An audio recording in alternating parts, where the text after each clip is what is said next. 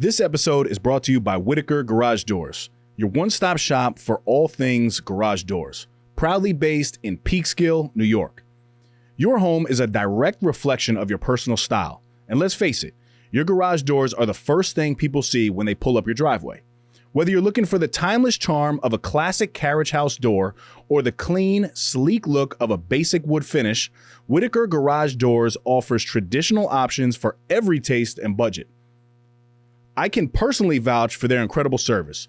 When I had my own garage doors done, I was blown away by their timeliness, professionalism, and overall respect for their clients. Jonathan, Cassara, and their entire team are top-notch, and they really go the extra mile to ensure you're happy with the final result.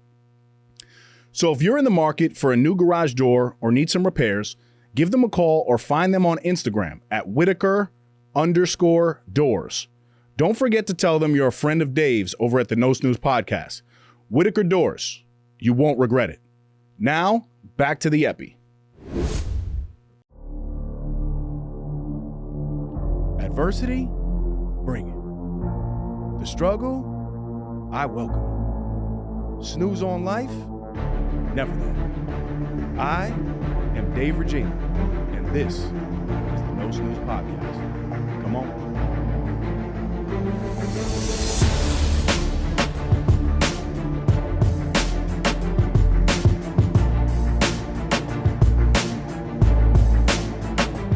Welcome back, No Snooze Podcast, episode 239. As always, I'm in the booth with my brother, Claudio the Voice Valenzuela, and I am Dave the Body Regina. Listen, before we get started, it is beautiful weather in New York, CV. September weather. You got a microphone on you? Because I just want to say happy birthday to you, my brother. I believe you are half a century old now. 50, the 50 piece. Congrats. No, not yet. Congratulations. Stop that. Happy birthday to you, my brother. What are you, 45? 45. 45. Ready to thrive or what? Been thriving. Been thriving, baby. I like that. No, happy birthday to you, man. Thank you. I appreciate it. Yes. But yeah, there's something about that New York fall like air coming in, right? Yeah, it's coming. It's feeling a little bit breezier. Yeah, it's like breezy and brisk in the mornings, and then it's like a little hot during the day, but it's, they call it the Burr months. You heard that? The Burr? The Burr months. You have September, October, November, December. We're cutting all this. I don't know. I've seen the post on IG. But we are back, man. There was what a great summer, but a lot of moving pieces, a lot of moving parts. And just want to say shout out to you guys. Shout out to the listeners. Hopefully you guys had a wonderful summer and you guys are back in your Burr era and ready to get it in. So we're going to do a Questies episode today. But CV, before we get started, I was in a rush this morning. Yes, sir. Pretty standard when you got a kindergartner running around. And shout out to my daughter, Callie Michelle, for starting kindergarten, almost missing the bus on the first day. But it's all a blessing. So typically, I drink this from Enhanced Labs, right? But I'm going to try to do it here because I didn't really have time. But we have the All Day Shred, which is pretty dope for people because it's a stim-free fat burner, right? And I don't know about you, but for me, sometimes when I'm drinking my coffee, I get enough caffeine there. And then I might have a pre-workout with a little extra caffeine too, but I still want to get that fat burner going. So this is stim-free, so there's zero stimulants in it. Hold on. This might be a debacle. Go nice heaping scoop. And also what it's great for is just adding a little Flaviana, a little flavor to your water. But listen, speeds up the metabolism. Like I said, caffeine-free, so it's dope for any time of day. And it shreds body fat. So if it's doing those three things, I want it in my body, and I want it here, but I was supposed to drink this, full transparency. I was supposed to drink it a little bit earlier, but I'll be sipping on this throughout the epi. That good with you, my brother? Yeah, man. And I also gave you some protein pancakes as well. I have some protein pancakes. Right? And I'm not judged. Listen, I'm not giving you the pancakes and me taking the fat burner, all right? But listen, it's a good, healthy snack. Shout out Enhanced Labs, baby. So does this like boost you up? It gives you energy? So I wouldn't say it's an energy booster by any means, but it gives good flavor to the water, but then also speeds up the metabolism, which allows you to reduce the cravings throughout the day, which is also big, which is why I actually enjoy taking it first thing in the morning, because it kind of allows you to not feel hungry as much throughout the day. So it's funny. I was I said that. Oh, what flavor is it? Not really knowing. Because I was gonna be like, oh, you should give that to Callie, get her boosted up in the morning. But clearly She'll be that's off- not the thing. She'll be off the wall. So this is However, you said something even better. So this boosts your metabolism. It sounds like I need some of this for my pancakes, man. I got you. But this is something I'm telling you. Like I drink a lot of water throughout the day, and sometimes water gets boring. So, in my opinion, it just adds that extra. It gives you a little taste. So it's just not boring water all day long. And you're supposed to add 6 to 8 ounces of water with 1 scoop. But I really dilute it, and I put probably 20 ounces in, and then throw a scoop and a half, 2 scoops in, just for that little extra taste. But shout out Enhanced Labs. It's pretty cool. Yeah, man. And they have tons of supplements, and there's a code LEADR10, LEADR 10 for 10% off site-wide at Enhanced Labs. But go check that out. And without further ado, let's get into some questies, my brother. Let's go. Back to the Hooked On. It's been a while since I read. So I know. Bear with me. Let's get it.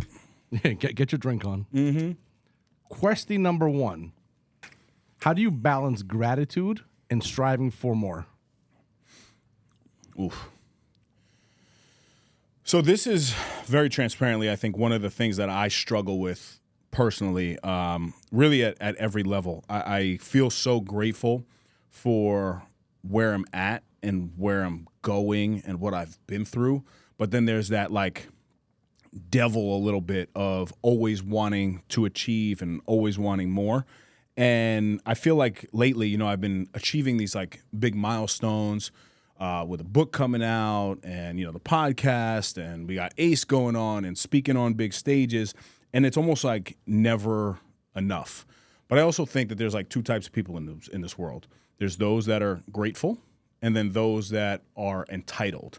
So I think those that are entitled, they need a little bit more gratitude.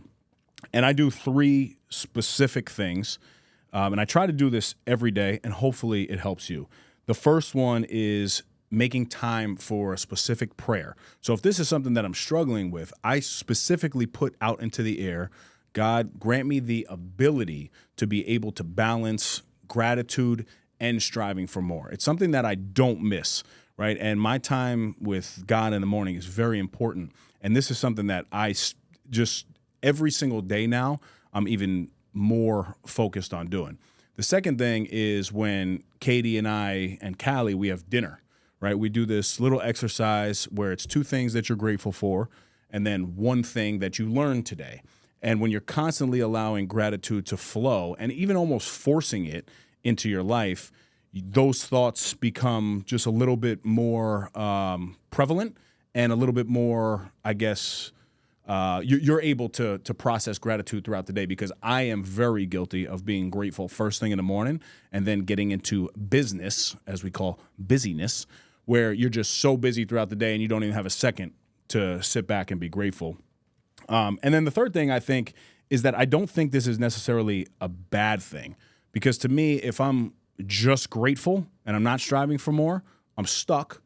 And then if I'm only striving for more and not grateful, that leaves me feeling empty. So it's something that I think I'm going to continue to battle, but those are, some specific things that you can do throughout your day to try to balance the 2, if that makes sense. Sounds good. I can't help notice, by the way, that you have some pretty snazzy decor and some snazzy new decor on the set. On set. Let me pan to your camera really quick so people can see what I'm talking about. What are we talking about here? I don't know, over that little shoulder of yours, or little right shoulder of yours. Hey, wait, first of all, you said little. You said little shoulder. Compared to that book, that book is gargantuan. You can't even see the chair, my brother, because this trap right here and these shoulders are taking up the frame. So I don't even see anything else in the frame but these. I see that gargantuan book right behind you. That's what I see. But the second question is towards that beautiful book you have behind you. When does the physical book drop? And now I just gave context so we know what we're talking about. Yes. And shout out to everybody who actually wrote in on this question. I feel like they're pressing me a little bit for this book because we released it, you know, that it's coming out, and then been kind of quiet with it. But this book is dropping October 30th, meaning that you can actually pre-order it right now. And I'm going to give you some information on that so you can do that. But this can be at your doorstep the last week of October, first week of November. We were having some, full transparency, having a little bit of difficulties with Amazon, just dealing with their, you know, their great process. We'll leave it at that. But the Kindle has been out. The Kindle version has been out, but still to drop and download to your Kindle on October 30th. But you are able to now, right now, go ahead and go to daveregina.com and order your physical copy of 30 Lessons to Lead. How's that shot right there, CB? It is great. That's an amazing book. It covers all those little shoulders. 30 lessons to lead. And let's add a little coupon to it. All right? Let's make it no snooze. Right? No snooze for a little discount at the website. Right on brand. I love it. We'll give you guys the best deal possible on that. But this book, man, is special because it was derived from, you know, just a simple concept in the sauna, then brought it to life. And now that it's physically here in physical form, it is a very good feeling, and I'm very excited to get it into your hands. This book is for leaders at every single level.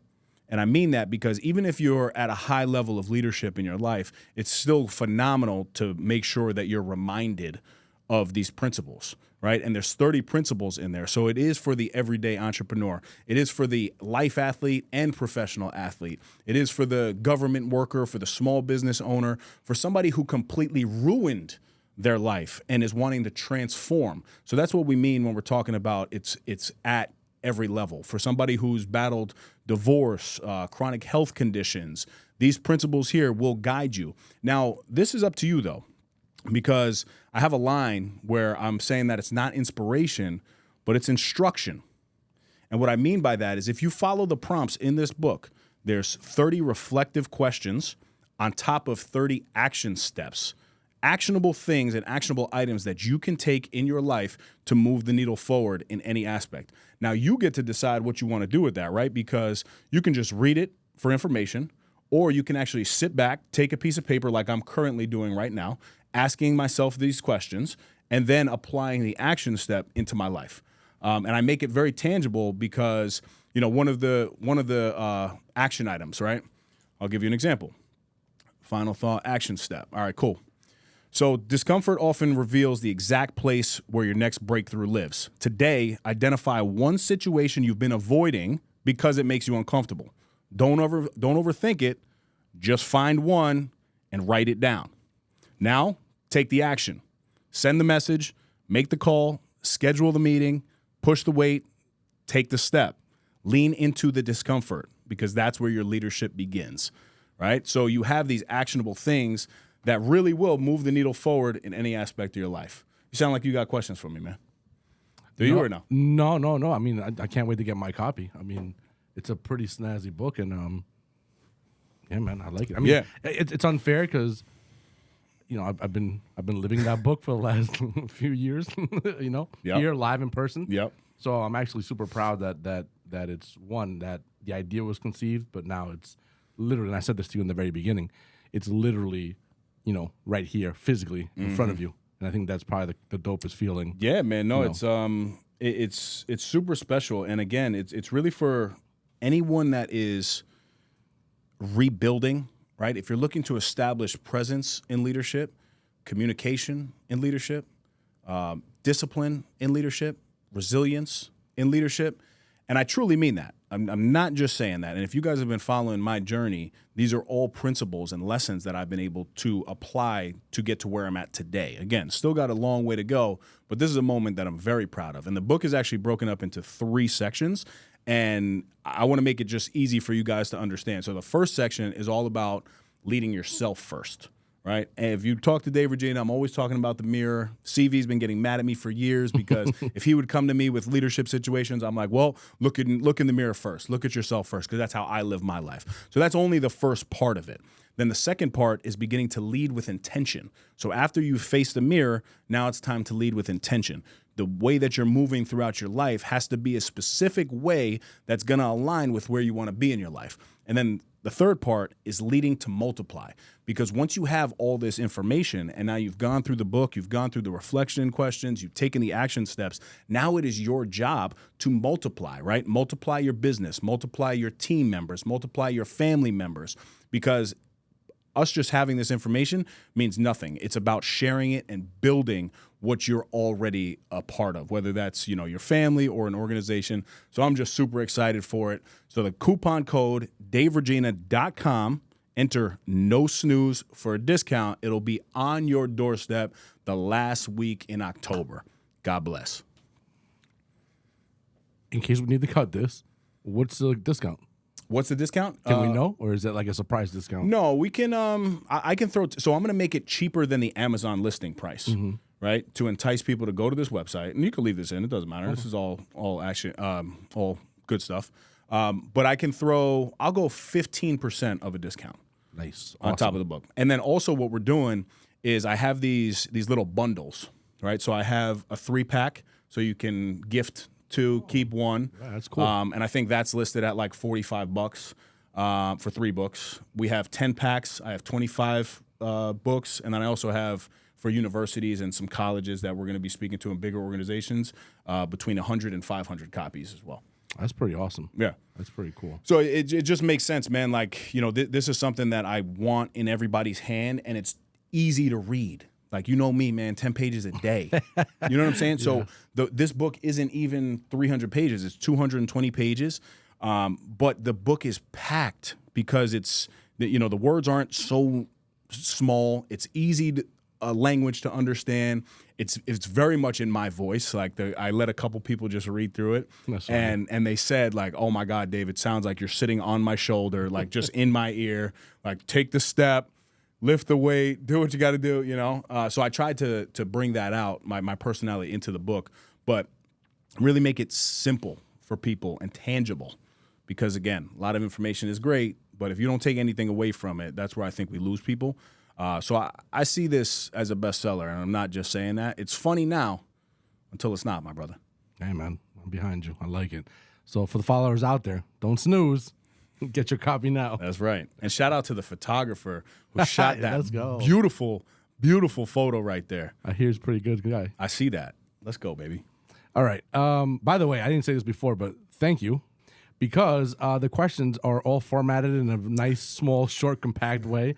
That's going to be easier for me to read the questions. Yeah. Well, I showed you the DMs. Then DMs look a little bit different than the way that I outlined it for you, because sometimes people's typing is a little shaky. So I tried to make it as simple as possible for you, my brother. No, perfect. Perfect. So question number 3. What's your biggest takeaways? Multiple. What's your biggest takeaways from InvestFest?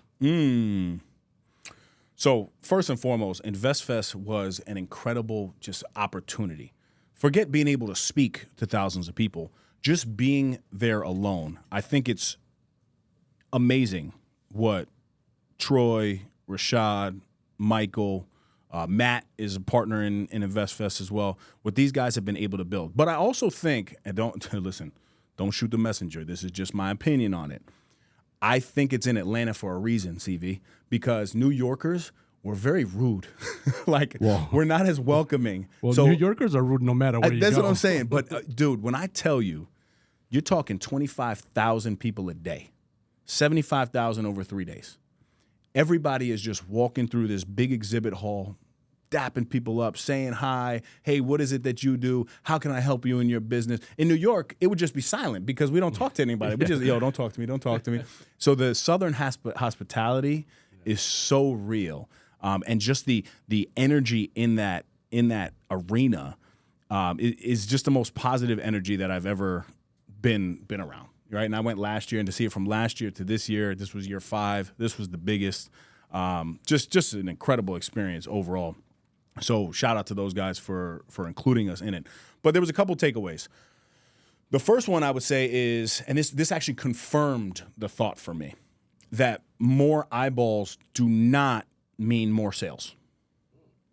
So I got up to speak and I gave my presentation, which I was having a very hard time flipping through my slides, right? And my confidence monitors were kind of like shaky. And I like really quickly, because I wanted to do something for them down in InvestFest to give them access to the book. So very quickly, I flew through the slide with the QR code that said scan the book, right? And it was a huge disservice to myself because, you know, obviously you're missing out on the sales. But I never went down there with the thought process of trying to sell books. I went down there with the thought process of getting an opportunity to build trust in people. So I finished my speech, ding, ding, few sales come in. I'm like, oh, it like worked, right? And then from there, it was like kind of quiet. But then my Instagram started blowing up. I got, I think, 2,500 followers after I spoke, which was super dope. So what it meant to me was that people don't want to see you for the first time and just hear you sell, right? Because although I had an option for them to check out the podcast, check out the book, check out what we're doing with Ace, the thing that they gravitated the most towards was me, right? Like wanting to now learn a little bit more. So I think anybody who's out there in sales or any business level, just because you got these eyeballs on you does not mean in the first moment that you're going to end up selling. But now my goal is to, okay, if 2,500 people followed me, now what can I show them throughout my daily life that is of value to them to where they're like, oh, wow, I trust Dave. I like what he's doing. Now I want to buy his book. Then I come back. I get booked for 2 speaking gigs through InvestFest.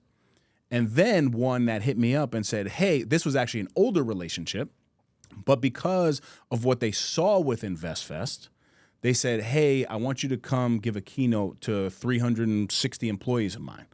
What's your fee? I said, hey, I'm not really interested in that fee process right now.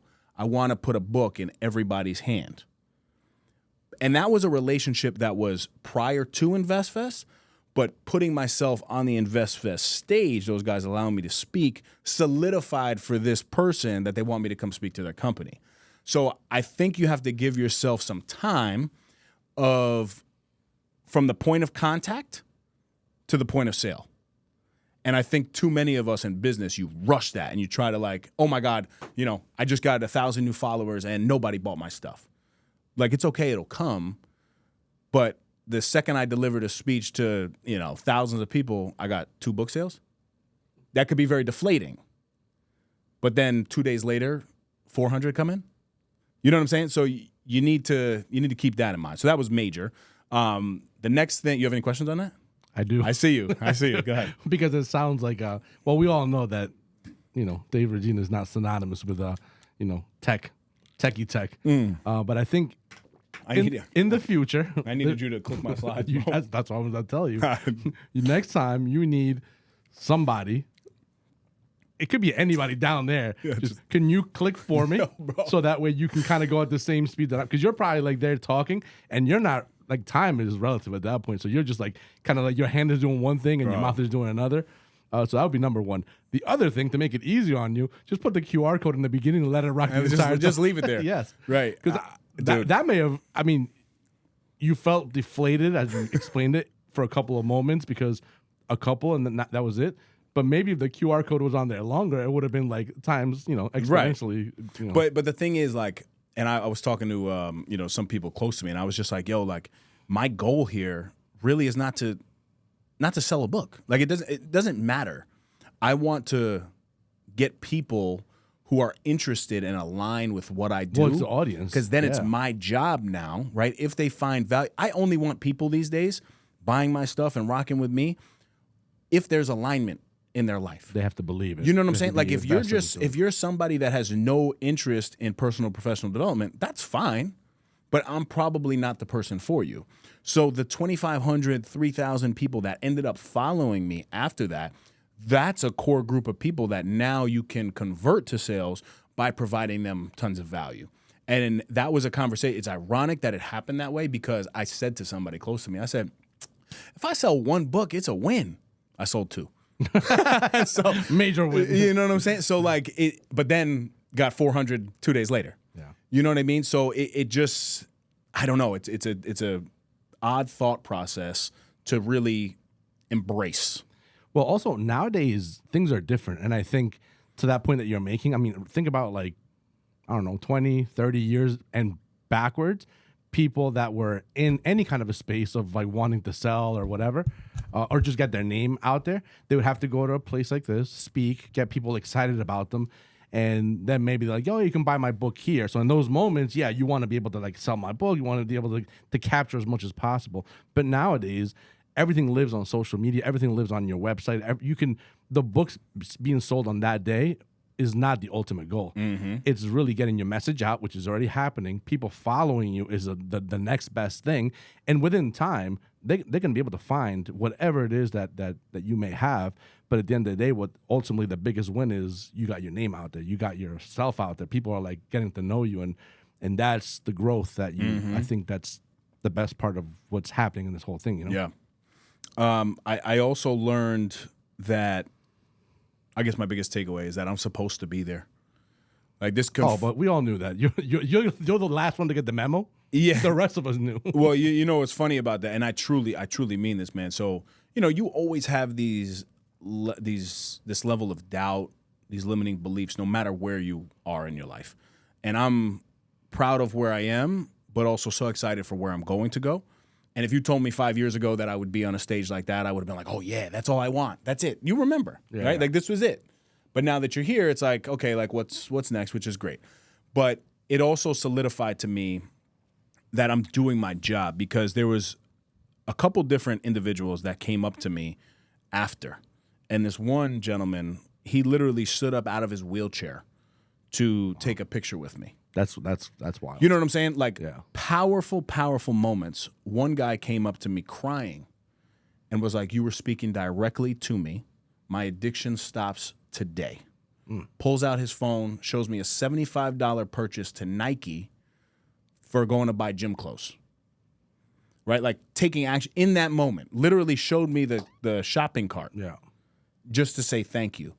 Another gentleman came up to me and said that he's starting his tech app because of the words that I hit him with specifically when I was talking about the podcast. Mm-hmm. A 19-year-old that we actually caught the testimonial that I posted about the morning routine. Take it even further, his mother comments on the post saying, I see all the changes in my son. This has been a blessing. So it doesn't matter if you're in front of 10 people, because that's only like, 3 or 4 people that I just told you about. Mm-hmm. It doesn't matter if you're in front of 10 or in front of 100,000. That's the goal. That's what you want. So the fact that it doesn't matter how hard I am on myself, the fact that I'm getting that level of feedback, I am supposed to be there. Yeah, that's incredible, man. I mean, Every level. it's got to feel so rewarding too. I mean, just to see the people's expressions and what they're feeling through you. Yes. You know what was the most special is whenever, and I'm noticing this, whenever somebody says anything about me, I don't care. If they give me all the accolades and they're like, yo, like, you inspired me so much, I'm like, all right, cool. But like, you're talking about me, thanks. But like, moving on. For this one dude that told me about his addiction, one that told me his dad was struggling with alcohol and actually just got sober like 3 weeks ago. Those things. Oh, one guy with Crohn's disease. The guy in the wheelchair had Crohn's disease. Oh, wow. How crazy is that? Yeah. Like, you can't make this stuff up. That type of stuff, when they're talking about overcoming, that's the stuff that ignites me. People saying, oh, Dave, you got a great beard, you're good looking, this, that. I'm like, cool, I motivated you, awesome. But it really doesn't do anything for me. Dude, it's funny. But the breakthroughs is what really inspires me. And then this one is interesting too.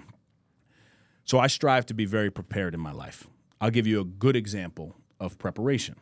When I went down to ABC Studios in New York City for the feature on Eyewitness News, I left really early because I wanted to be on time, right? I believe that proper preparation prevents poor performance. So I'm driving down there, and I'm like going to be there, I think like 48 minutes or 38 minutes early. I'm like, oh, this is money. But it's in the city. I'm not good in the city. I'm like an alien out there. So, you know, I don't know what I'm doing. I end up making a left versus what I was supposed to make a hard left. And I'm on the Lincoln Tunnel, my brother. Oh, that's happened to me before. That's the worst. I mean, but now. And you can't turn around. I literally went into almost panic mode, almost threw my shit in park and like got out and just left my car because I was like, I can't miss. This is an opportunity you can't miss. Right. So then I put in the GPS, and mind you, I was like 38 minutes early. It takes me 32 minutes to come back around. But it tells me the second I get in the tunnel, it reroutes, and now it says 32 minutes to come back around. Now I'm sweating because I'm like, wow. So I literally took my shirt off, and I just had my wife beater on, and I put worship music on, and I'm just like, God, please keep me calm. Like whatever is supposed to be, of course, red light. After you get off the tunnel, you got to make the left. It's red traffic. Then 17 minutes coming back, like nonsense. Good old NYC. Yeah, bro, yeah. So thank God I was, you know, on time, and I was able to get there with, I think, 7 minutes, okay? Then I go to the lot. My guy's like, full. I said, TV, bro. I got to get on TV. Like, I need you to take this. I don't know what to do with it. He's like, we're full. I said, oh, my God. I see a pump, right? Or a pompa. A fire hydrant. Thanks, Dave. We all knew what that. Well, for my, you know, my non-Latino listeners, I gotta explain what a pompa is. So I park it, and I'm like, God, please don't let my car get towed. But at least I'm here. So I go to put on my jacket, my suit jacket, and I close my door, and I hear an alarm. Boop boop. The lady right in front, which happened to be a real spot, pulls off. Oh wow, that's God, right? You know what I'm saying? That's divine intervention. That's not a coincidence, my brother. That's God. So then I pull in, and I'm like, oh, my God, this is amazing. I get upstairs literally just in time. So that's an example of being properly prepared. But now what I also learned from InvestFest is that too much preparation can cripple you. I practiced my speech too many times to the point, and I'm letting you guys in on this, that I felt like the Dave Regina punch. When I talk sometimes, I try to make people feel, right? I try to give them the experience of whether it was me going through some adversity, me in relationships, building a brand, whatever it is. I try to make them feel it. I lost the feeling at times from practicing too much. It became robotic. Yes. And it was a perfect lesson for me because, one, I also had no cards, which was good, but I don't think I'd use them again. But my confidence monitor ended up going out on me, so it was good that I had it. But the feeling over time of me just telling my story, talking like this, is probably what people want to hear. Now, I was so focused on these people hearing my story for the first time that it had to be ba-ba, ba-ba, ba-ba. The transition from this point in my life at age 16 to the transition to 35 had to be like, you know, a real drawn-out transition versus me just getting up and having conversation. And for the first time ever in my life, I felt crippled. The day before the speech, mind you, we're down in InvestFest having all the fun in the world, but now the time starts creeping up. I'm like 10 hours away from like presentation time. I go to practice this thing, and it was just gone. Couldn't do anything. From your memory, just gone. Everything gone. That's no, I didn't know what to do. I didn't know what to do. I'm talking to Mike, talking to Katie, and they're like, listen, you're going to be fine. You're going to crush it. And I'm like, yeah, all right. But like, let's practice. So I sat in a room for 4 hours, and I didn't do anything. I couldn't get it out. On my own story. That's wild. And then I got up there, and then when I'm up there, and my intro was Jadakiss, so I'm literally sitting backstage. And now I'm vibing, like, once you're up there. But leading up to it, I prepared too much to where it crippled me. And it's something that I'll never do again. Now, I'm definitely going to obviously be prepared for speaking engagements, of course, but don't over-prepare because it could definitely do something for you. And that, I think, was the biggest personal takeaway for me. Very interesting, though, right? Yeah, no, super. I mean, I was actually going to ask you a question that relates a little bit to what you just said, because I was going to be like, oh, let's give the fans like the real, like, you know what I mean? What's like, the real? Like, well, I was going to ask you, like, how nervous were you? Let's talk about it. Like, you know, but I mean, you just told that story. I'm like, I've already been shitting my pants, bro. It got to the point when I'm, and I don't know if nerves was And it's the biggest. Is this the biggest crowd you've spoken for? Yeah. Right. I've spoken like even, I don't know, 1,000, 2,000 with virtual stuff. But this was, we still don't even know, between 4,000 and 7,500 in the room. That's a lot of people. And then streaming. Ooh. You know what I'm saying? So like, yeah. you don't really know. But thousands and thousands of people, which was dope. Nervous isn't the word. Blank was the word. Yeah, I didn't feel nothing. Numb, lost. What's my name?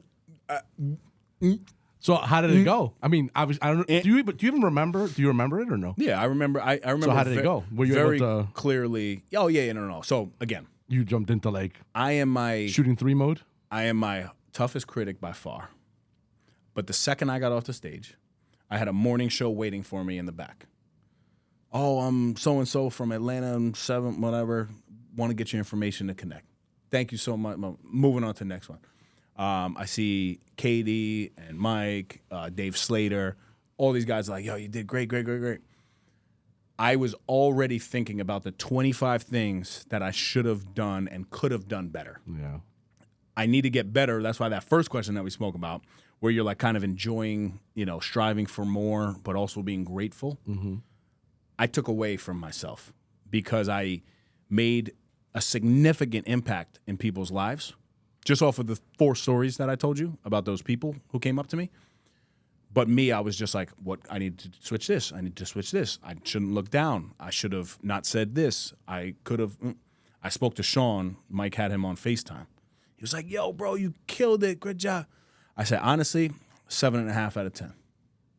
He's like, what? No way. He's like, I was just on the phone for like the last 10 minutes of it, and you were like a 9.5. Like, you got to stop being so hard on yourself. I'm like, bro, 7.5, maybe 8 out of 10.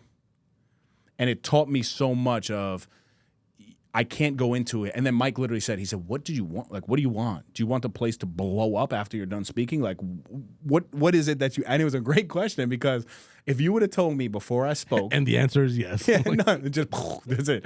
But if you would have told me before I spoke that I was going to get a couple book sales, and then all these people throughout the weekend, not just the speech. You're talking now, every time we walked out, somebody came up to me to say how impactful the speech was. If you would have told me that prior, I would have been like, oh, God, that's all I want. I don't need anything more. But me actually feeling that in the moment, I couldn't sit back and just enjoy that. And I need some work on myself when it comes to that, because that's scary. And that now reminds me of how Ed Milet talks about like how he literally put himself in a health crisis and gave himself basically a heart attack over trying to achieve more and more and more and more. Do you have an answer for this? Because I'm not gonna lie, I can really relate with this, because I'm kind of going through a similar with the the new business and everything, and it's like nothing seems to be good enough. So I'm understanding what you're saying, because literally exactly what you're talking about. I had this weekend. You asked me about my birthday, how my birthday was, and I kind of skimmed over it, and I guess I'm going to get a little vulnerable right now. And I was like, yeah, it's all good, blah, blah, blah. But this entire weekend, all I could do is like, why is it not more? Why is it not better? Why is it not this? Why is it not? And I kept self-sabotaging to the point that like my wife, Catherine, my best friend, like everyone that's around me, like, bro, like, what are you doing? Like, number one, you're doing something that's great, something that's amazing. And you can't, I don't know if it's, well, I would always be like, I don't know if it's just me, because I don't know if it's just me. But hearing saying what you're saying, it's the same exact thing. Mm-hmm. It's like you get one little accomplishment, and immediately it's like, it's cool. Where's the next one? And it's been like that now for the last few months, and I struggle to like sit in the moment of sitting here and being like, hey, like even you, when sometimes you come in, you're like, oh, you got 10 podcasts, you got the, and I honestly like bypass it. Like, yeah, cool, thank you. Mm-hmm. Because I want 10 more. Yeah, like at the very. But then minimum. you'll be stressed that you got too much work. Right, of course. Yeah, I'd get it.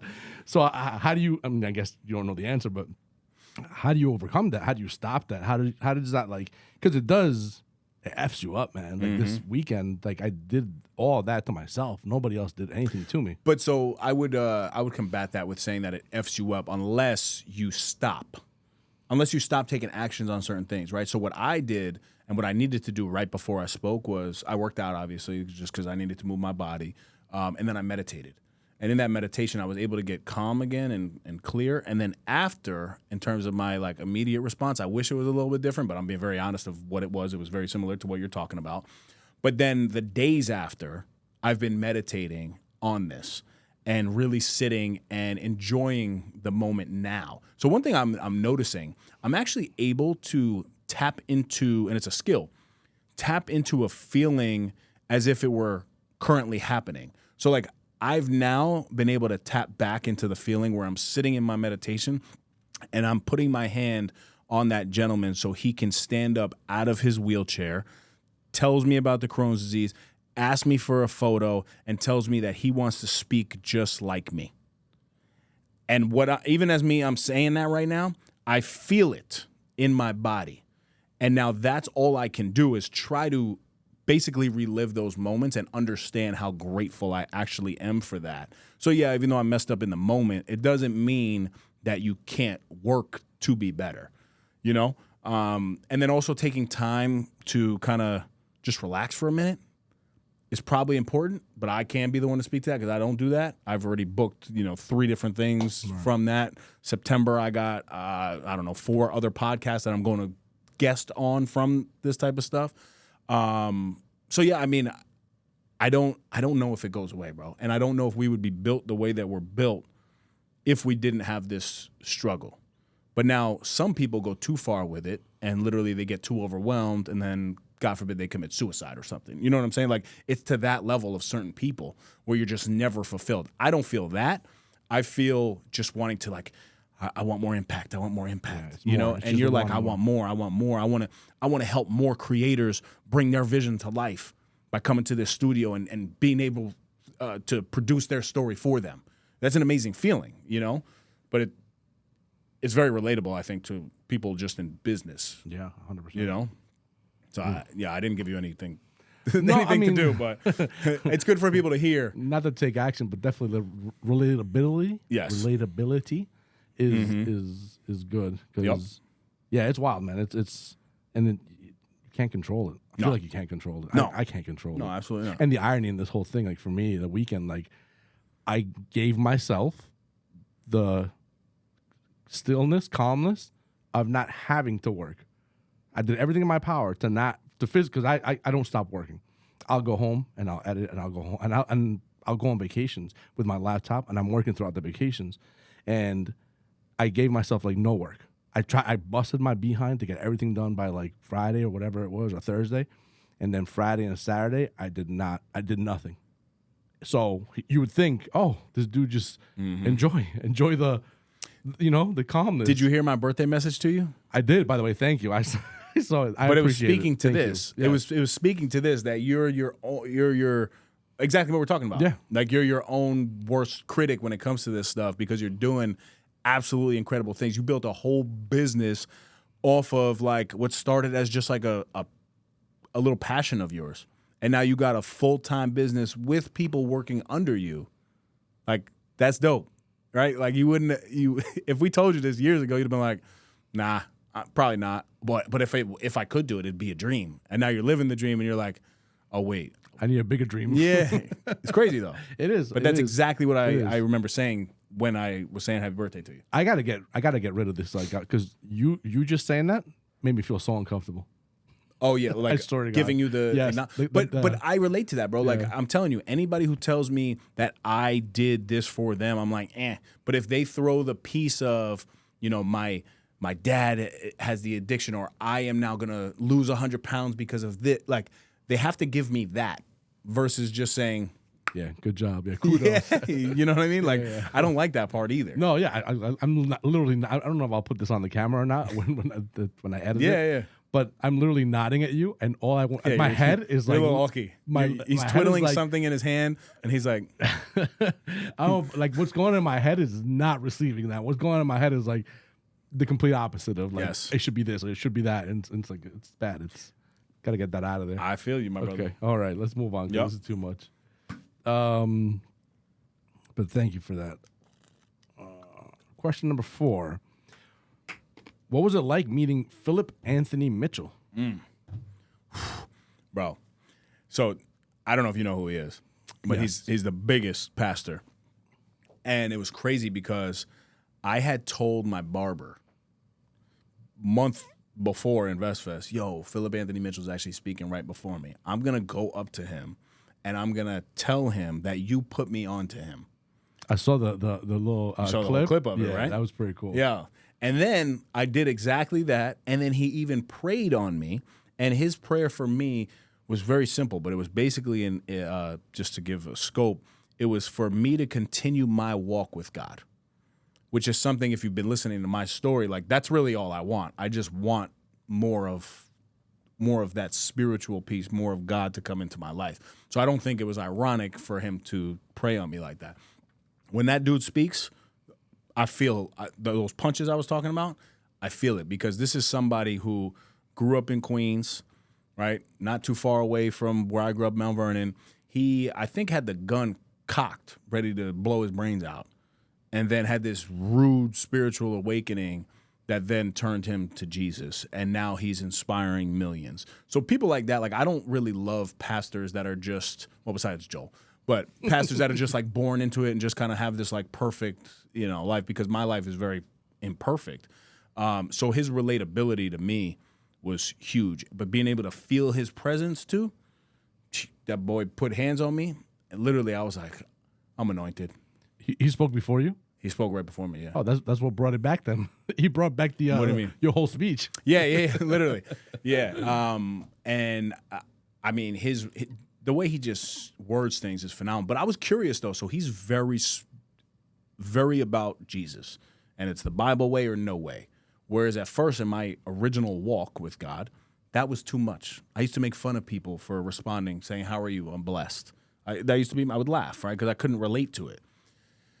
Over the years, I've gotten to the point to where like I'm receiving this and I understand what it is his message is. But I'm like, wow, how is he going to talk to 25,000 people? Like, because I don't know if everybody's going to be at that level. Mm-hmm. And basically, he did the opposite. He still brought it to God, but he spoke more about character, internal character, and how, it's so important to be and live a good, honest life. And then at the end said it's not about the person that's next to you, and it's not about the person that's behind you or in front of you. It's about your relationship with God. But he built you up first, talking about your internal character to then be able to talk to God. But he wasn't like, oh, Jesus died on the cross for our sins and you're a sinner and this, you know what I mean? So everybody was kind of captivated by it. And he only spoke for, I think, 15, 20 minutes. But it was a dope experience. Dope. That's pretty cool. Yeah. All right. Moving right along. Here's the longest question of the bunch. Let's see. Would it be okay for me to date again once I'm debt-free and have my career in order and better finances? You should have saw CV's face when he read that. Good question. Excellent question. Yeah, but also, I want to be clear. I'm not a relationship coach. I'm not a dating guru. Come on, Hitch. Yeah, I don't. That's I'm a movie, by the way. You didn't get the reference. Oh, he had an allergic reaction. You feel me? Hitch. Got him. Tell me I'm not a movie guy, my brother. Come on, man. So yes, I want to be clear about that because I'm not giving like advice. I'll give you my personal opinion on it. You said, can I start dating again?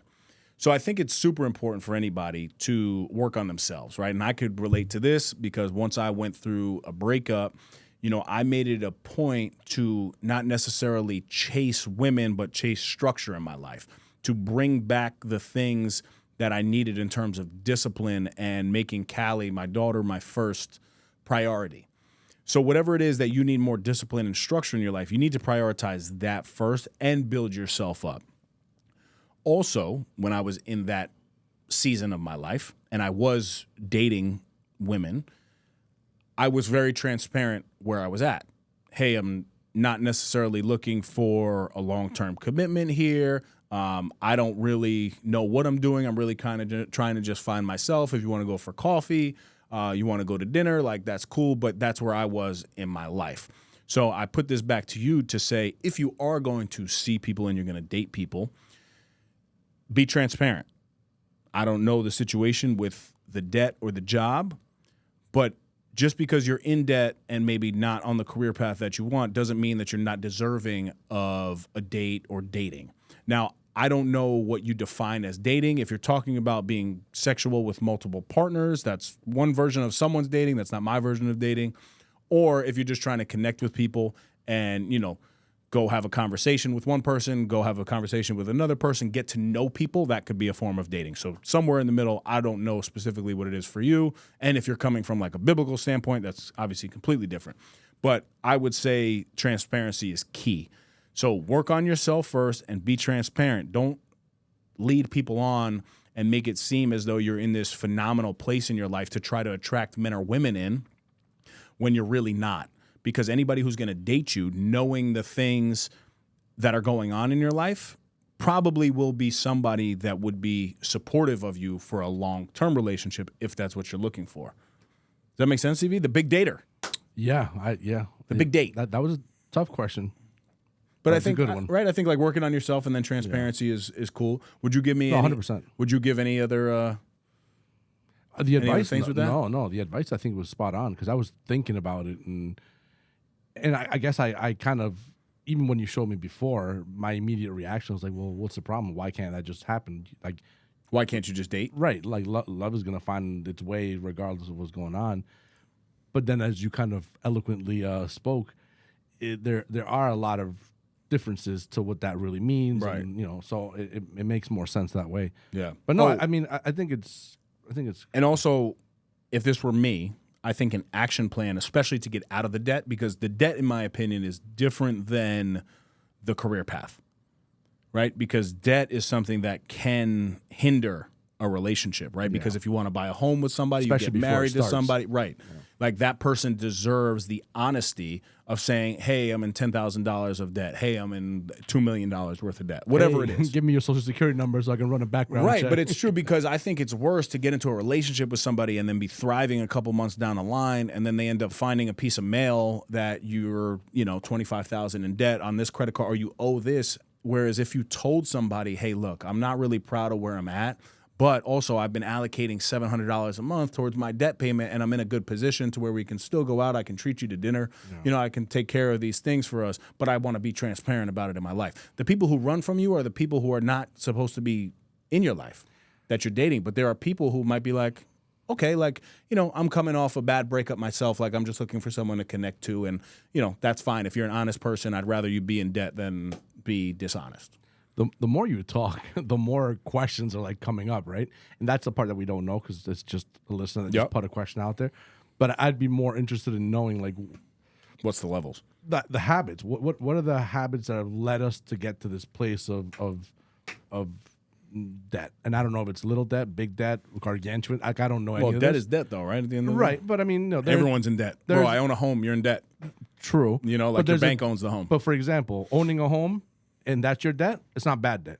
Right. There's good debt and bad debt. But then if you have, I don't know, like $50,000, $100,000 worth of credit card debt, that's not the best because that's not easy debt that one to get out of, but also it's not like a house is good. It's gonna appreciate. You're gonna be able to, you know what I mean? Mm. And you're paying it down. But the habits would be the part that I would want to ask more questions. Were these poor habits that led you into this place, or was it just a business that went sour? Because if that's what the case is, then it's a much different answer, I think. If it's just a bad business decision or something like bad luck or something, cool. Like you're in a bad spot, you're gonna get out of that. Mm-hmm. But if you've consistently put yourself in a bad spending habit where you're just racking up credit card debt, then that would be a question that you should maybe focus to that. That's a good point. Than anything else, You better put that camera on you when you edit this episode. Don't worry, it's there. Come on, man. All right. So this is the last one? Yes. Wrap it up. What are you excited about right now with what seems to be a lot of momentum? So I love this question because of the word that it seems to be a lot of momentum, right? Because I think that's what I latch on. So you know me. I latch. I'm like, give me that. That was a trigger word. Yeah. Because I do think it's accurate, right? I think momentum is very temporary. And I think the actions that you take during a momentum season can propel you very far. So you need to be very strategic about the momentum that's in your life. But so me, when I heard that question initially, I'm like, okay, the momentum, boom, it's temporary season in my life. But I'm excited for a lot of things. I'm very excited for the summit that's coming up, right? October 17th and 19th in the Catskills. I'm excited to impact more lives, and I'm excited for this book launch. I'm very excited to continue this new parenting phase of a kindergartner, because my daughter's going to school and learning all these odd things that I have to like now make sure in my household we're addressing these things. I'm excited for my relationship with Katie and where things are headed with that. I'm excited for the growth that's here and everything that we're putting hands on. I'm excited for life in general. Every day I wake up and I tell myself 170,000 people didn't wake up this morning, but you did, motherfucker. So get after it, you know? And that's something that I think anybody can apply right away, starting tomorrow. The second you open your eyes, tell yourself 170,000 people didn't wake up this morning, but you just did. We were just talking about how, wow, 7,000, 10,000, 25,000 people. Oh my God, that's so many people. 170,000 didn't wake up, bro. Right? And like, think about all the things we complain about in life. It really doesn't mean anything. It doesn't mean anything, because if you're gone tomorrow, you're like, oh, wow, like, did any of it really matter? Yeah, right. And it doesn't. So I'm just excited for life in general. I'll tell you one thing that I'm really excited about. My newfound hobby of fishing, my brother. I'm a fisherman. I felt like Jesus Christ the other day. You know the story about him with the fishermen and how he helped these guys get thousands and thousands of fish? Yes. Bro, I was fishing with hot dogs and garlic powder. What? Have you ever seen such a thing? No. Like, you eating them? Or I that was cut your up bait? a hot dog as my bait, seasoned it with garlic powder, threw some chum in the lake so they kind of came. Bro, I was like, Jesus Christ. You think I'm joking, you're going to laugh. Let me show you how many fish. Oh, man. Bro, I had to record this because this was unbelievable. All right, so we started here at 3:47. I'm just showing you. Started here at 3:47, 3:48, 3:49. Wait, these are different fish? These are different fish, bro. These are different fish. Look, 3:50, 3:57, 3:58. My God. I caught 2 in 1 minute. 3:58, 3:59, 4:01, 4:02. I mean, clearly, where you're fishing, nobody else fishes, because they were like, oh. 4:05. I kept thinking to myself, 4:06. I kept thinking to myself, am I catching the same fish? And then I did something. Oh, you were catching and releasing? Yeah, catching and releasing. That's good guy. But I then like it. 4:33. Bro, it was wild. And I'm enjoying this so much with Callie. We're having 4:55. Bro, like, it was literally like 16, 17 fish. But I did something so bad, bro. One time it got stuck in there, so I really had to yank this thing out. You ripped it. Poor guy. He started bleeding a little bit. I'm like, no. I said, stay with me. And then I was so eager to throw him. I threw him and he banged his head on a big rock and literally just like went down, and I saw him swallow water, and then he just floated to the top. I was like, I'm done fishing for the day. I feel horrible. I felt bad. You know what's funny? I was going to ask you one final question, and you literally led into it with that story about killing somebody on a rock? Well, no, the fish.